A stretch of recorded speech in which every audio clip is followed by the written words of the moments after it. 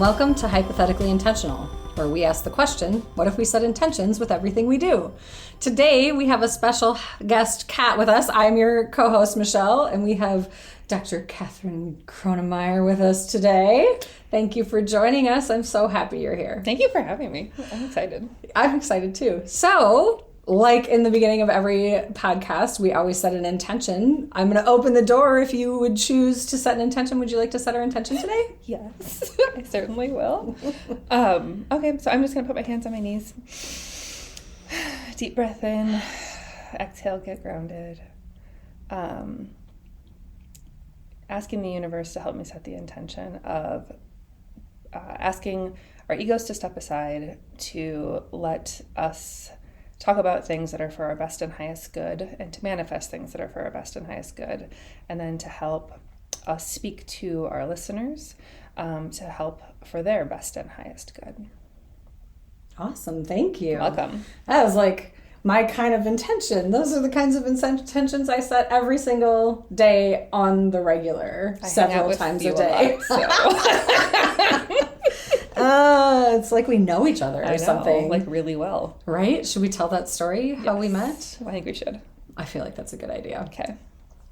So we met in my basement. No, we did. We literally did, though. It was a Zentangle class. Yes, a mutual friend of ours asked around at work to see if anyone wanted to go to this class with her. And my girlfriend knew that I was interested in art stuff, so I just signed up on a whim and showed up in Michelle's basement just to take an art class. I love it because at that time... Sounds like a serial killer. It does a little bit, yeah. Like, hey, like, come on down to my basement. We're going to do some shady shit. And we literally did some shady shit. By we were done with our tile. We needed to shade it. There's so many good puns there. Gosh, I've just never really gone there before. You know, there was a time where I would have been like, yeah, it was a whim. And now I'm just like, I don't really believe in whims. No. Especially when you think about like where we started in my basement doing Zentangle together. Yes. To now collaborating and you having teaching. a brick and mortar studio. Right. Yeah, it's not, we're not in my basement anymore. No. we're in an actual studio. Yeah, we're in a business. Yeah. Mm-hmm. And both really passionate about, well, like what you said in your intention, helping people, guiding people out of those pain points. Yes. And Zentangle was a big thing for me to get out of my physical pain in my body. Yeah. It was something that helped me tremendously. I just find it fascinating that, like, you would think Zentangle, Reiki, Thai massage, personal development, they would all be so far stretched apart. And there is like a common thread in all of them.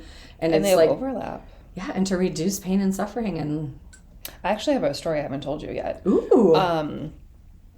I found out a couple of weeks ago that a colleague of mine died.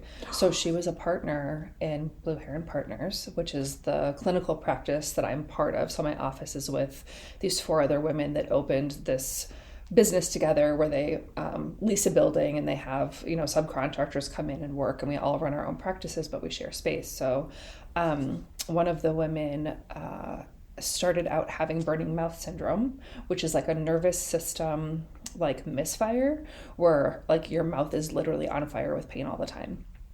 It spread into central sensation syndrome, where basically her whole nervous system was misfiring and she was like in pain all over her body. And so she chose to retire during COVID, and I introduced her to Zentangle. So she came to Zentangle classes. And so it was really helpful for her for a time. And so on the back of her, I don't remember what they're called at funerals where you get the program thing. Yeah. And they have like, the Psalms and the songs and like, her birth and death dates and all of those things on the back. It had one of the pieces that she did. It was a garden. So it might have been from one of my garden classes. I don't know. But it was a Zentangle garden that was all colored in. So I know this human. You do.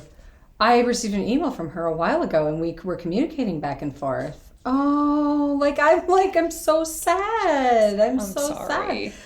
Oh, gosh. Wow. I was not expecting that to be where we started. Sorry, but yeah. No, don't be sorry. I mean, Yeah. that's it, though. Like, obviously, the practice had a special meaning for her and helped her. Yes, or definitely. it wouldn't have been part of her, you know. So she did a lot of it up until like she couldn't anymore, and her pain was so bad, and she just was suffering, you know, suffering. And she had done all of the medical things, you know. She like went to Mexico for like months to try to like get a system reset and do all of this stuff, and it just, yeah, she was in a really tough place. But the Zentangle practice was massively helpful, because it puts you in that flow state, and it takes you out of being in like focusing so much on like your physical body and your own discomfort. Yeah. So she found it really helpful. Oh, wow. Sorry. No, don't be sorry. That just, wow. I'm a little bit speechless at the moment. Yeah. I was, when I found out, I was like, I'm sorry, what?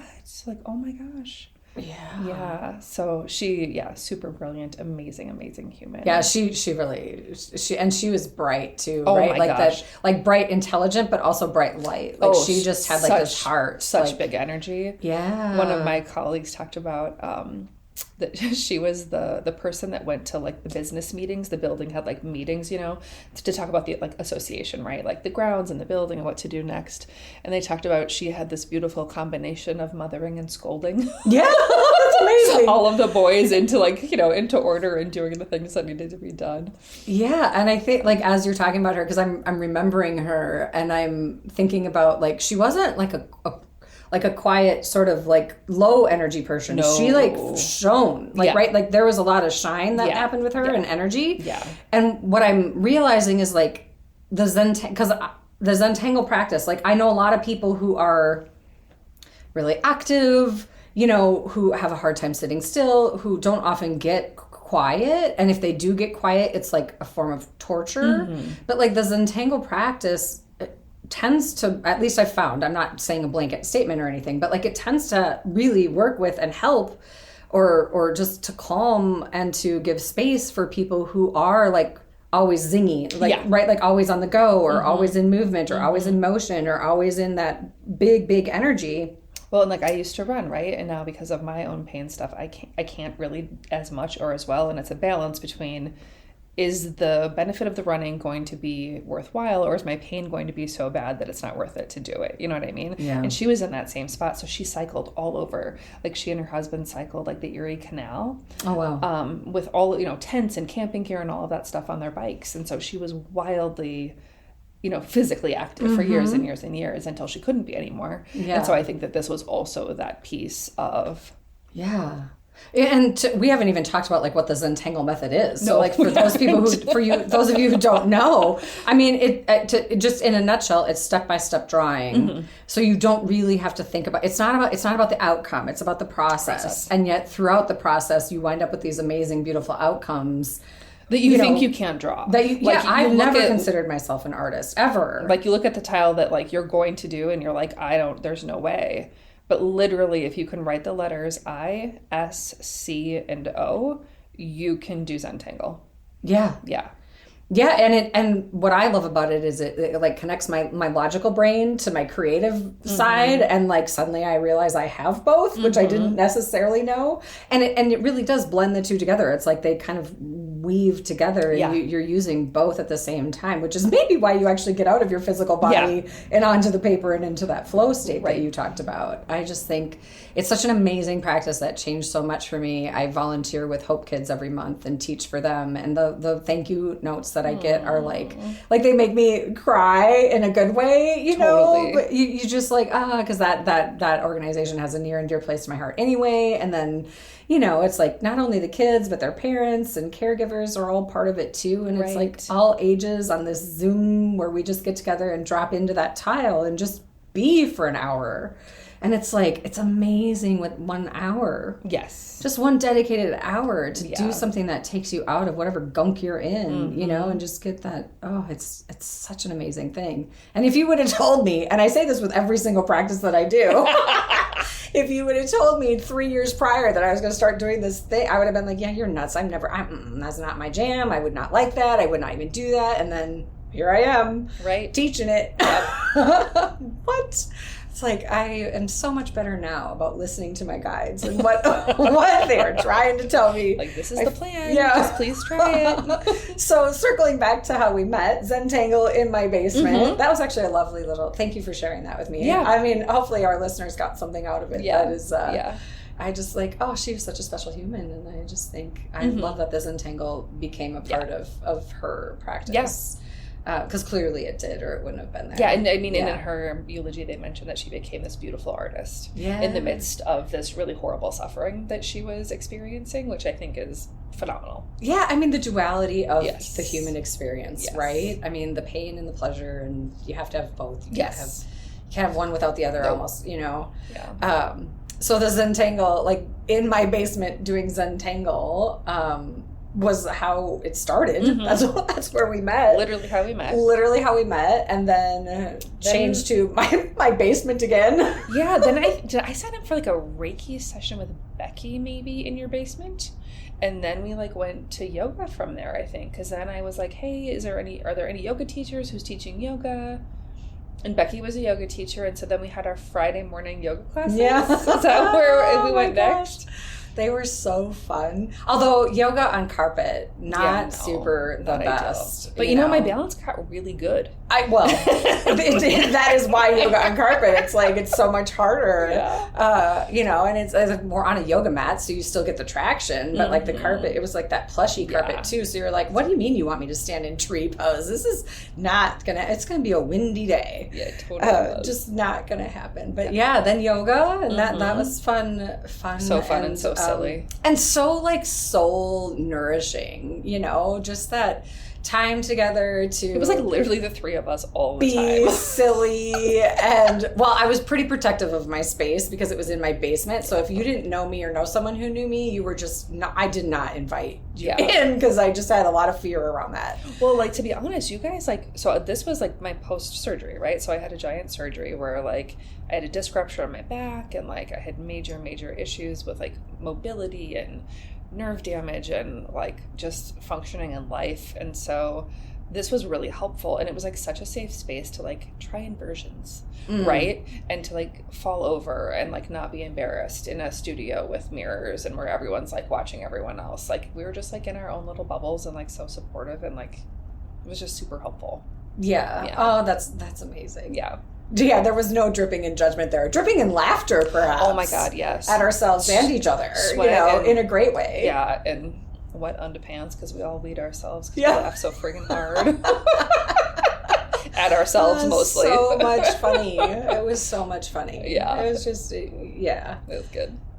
Yeah, these things that bring us together, that bring that joy into the world, and joy through the pain, right? And I think we seek things that are unique and different when we have gained at least some sort of self-awareness to understand like that inner wisdom that says, hey, you need to try something different because all this other shit you've been doing is not really working for you anymore. But I love that, like, that's where you landed, right? Was like in some strange lady's basement laughing while you try ridiculous yoga stuff. Yeah. Oh, it's so amazing. Oh, it's so good. And then, that's like a life theme for me, is just like laughter, because I take myself way too seriously and I just can't because it's not fun.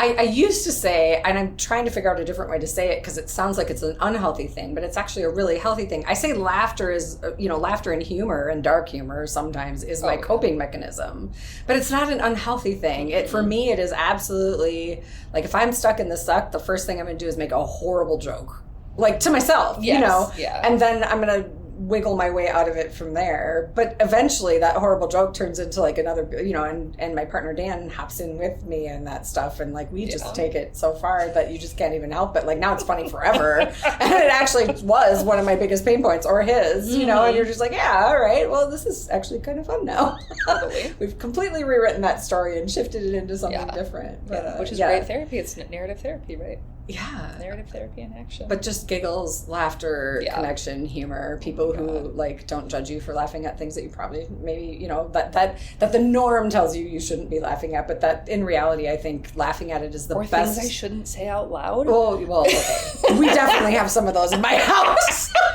Definitely. Where I'm like, oh my God, I must really like these people because I can't believe I just said that. Yeah. Or all the filters go away. I don't know. I don't really live in a filter kind of a place anymore. I definitely did. Oh, yeah. But yeah. So we started with Zentangle, then we moved to yoga, and then... I don't remember how you asked me to do Choose Yourself with you, honestly.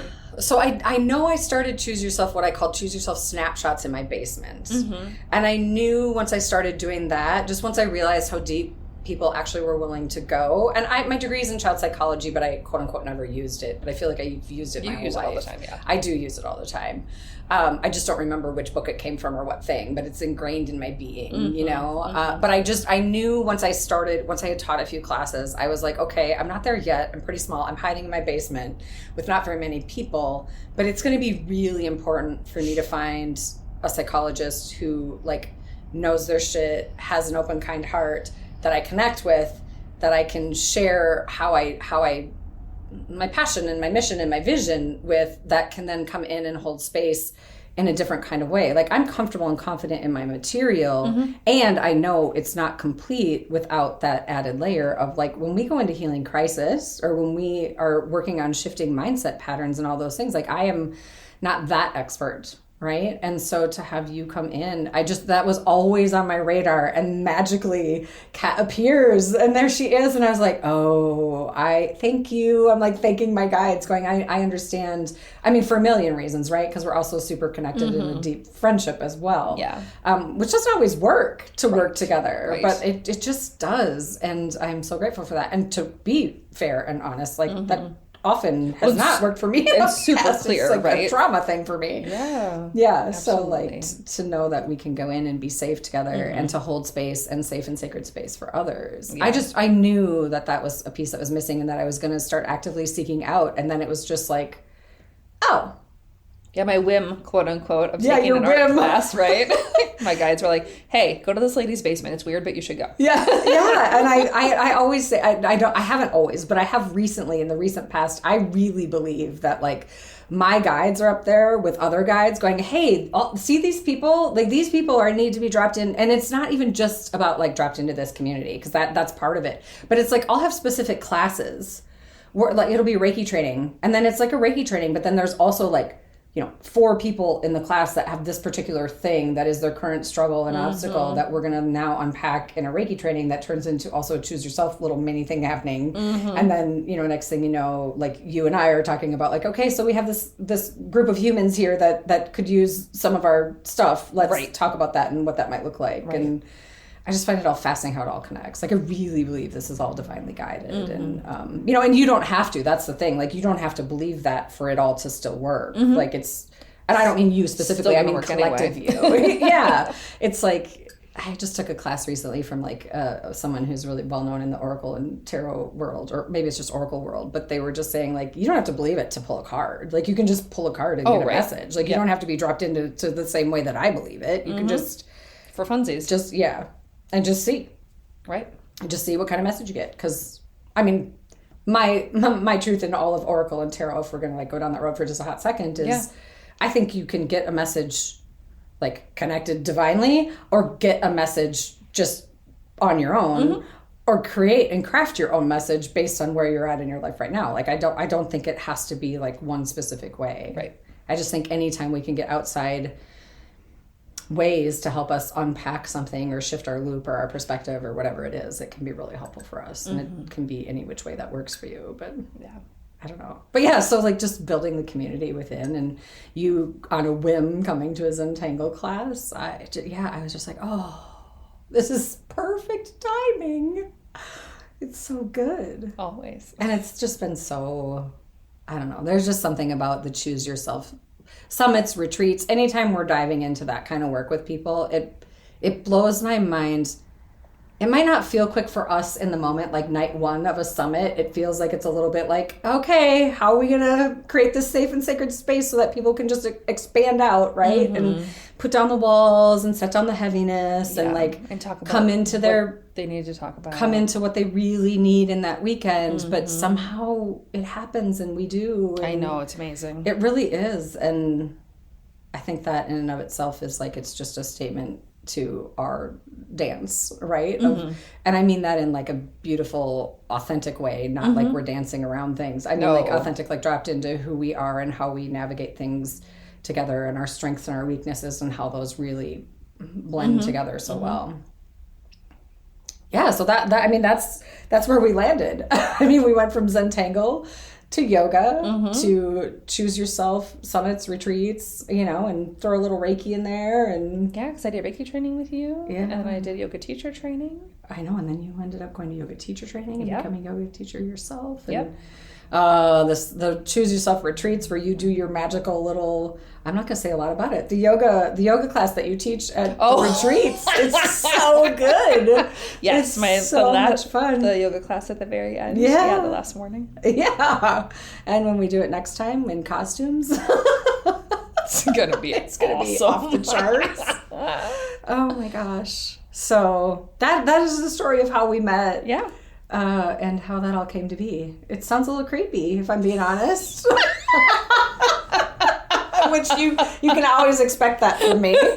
You can always expect that from me, creepy. That it's going to be honest. And it might be a little creepy sometimes. Always honest. Honest is good. Always honest, a little creepy sometimes. Oh, yeah. So, I feel like that's a good place to stop for the story. And then, well, before we like cap it off, I would like to talk about, because Kat, I would love to have you on the podcast more often if you're open to it. Sure. And I think it would be kind of fun to list off some of the things that we could actually deeper dive into versus just our introduction story and things that we could talk about together that might be helpful for our listeners. And they could even go onto they could contact us on social media, or they could go onto the hypothetically intentional pages. Well, that's also social media, but and just let us know what would be most helpful for them. Yeah. What do you want to hear about? What do you want us to talk about? Yeah. What would you like us to deep dive into on the podcast? And obviously it's always a deeper dive when you're here in person and we can like really have a conversation, but we can talk about some stuff on the podcast. Yep. Things like chronic pain and like, you know, personal medical stuff, because medical stuff is hard to navigate, and there's a lot of humans in my world right now that have really complicated medical stuff. Yeah. I'm not a physician. That's my disclaimer. I can just tell you maybe who to go see or how to advocate for yourself, or, you know, those kinds of things. But yeah, we're never claiming to be things we're not on this podcast. No. You are your own authority and use your own discernment and check with your medical and professional team members. Yeah. Like that is not, you know, that's not what we're here for, to do that. But to offer just suggestions. Yeah, support, suggestions, validation. Yeah. Yeah. I mean, we could talk more about Zentangle method if people are interested in that, and like our Zentangle teacher trainings and that whole business, right? And just art and creativity in general, because you have a degree in art as well, do you not? No. So I started out as like an undergrad art minor and then ditched it partway through. But I've done art. I just always, because, you know, Kat is such an amazing artist. Childhood. I always see you as like this professional artist. There's a funny story there, and we'll tell that on another version. Yeah. Another episode of the podcast. No, but I do teach a lot of art through JD and individually as well. And that's my happy place. I mean, and it's not wrong. You are an amazing artist. Thank you. As are you. Or things like, you know, transitions that people go through, transitions in life, whether that be like I have a kid going off to college, or like I'm changing my job, or I just like something completely just fell off my plate that I was not expecting to fall off my plate. Or, I mean, life transitions are such a huge thing. And tied into that, like grief would be another topic we could talk about, because we both have a lot of experience in that regard with multiple types, anticipatory grief and layers there, and how that connects in, because in transition a lot of times grief happens, right? Letting go of things, and that can be really difficult. And so we can touch on just like, you know, emotional pain, and we've already talked about sort of the human suffering and the flip side of, you know, joy, and you can't have one without the other. We can talk about soul care stuff, or like highest, I call it highest capital S self stuff, that inner wisdom. We can talk about that. We could talk about we could talk more about Reiki. We could talk more about retreats. Lots of different things that we could talk about, or maybe something that you have an idea on, listeners, that we haven't even thought about yet, but might actually be in our wheelhouse. So give us a shout. Let us know your thoughts, things that you want to hear about. If we could talk about them, we'll certainly consider and go that direction, and if we can't, we'll let you know. Yeah. Well, we really appreciate you being here today, Kat. I really appreciate, I say we, like there's a collective we. I mean, there's a collective we. I appreciate you being here Thank you. I appreciate you today, asking me to be here. And we appreciate the listeners out there listening to, taking their time to listen to Hypothetically Intentional. Yeah, it's great. Thank you for listening. All right, that's it. That's a wrap for today. Be you every day.